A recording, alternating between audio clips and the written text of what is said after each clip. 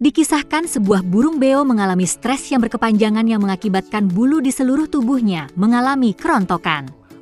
Namun, pemilik burung beo ini tidak putus asa. Pria ini mengajak burung beonya untuk menari setiap hari dengan tujuan supaya burung beo ini tidak mengalami stres yang berkepanjangan.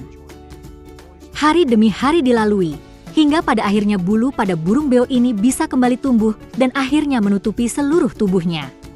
Sungguh menginspirasi sekali kisah ini ya guys. Jangan lupa untuk tetap subscribe dan menyukai video kami ya guys.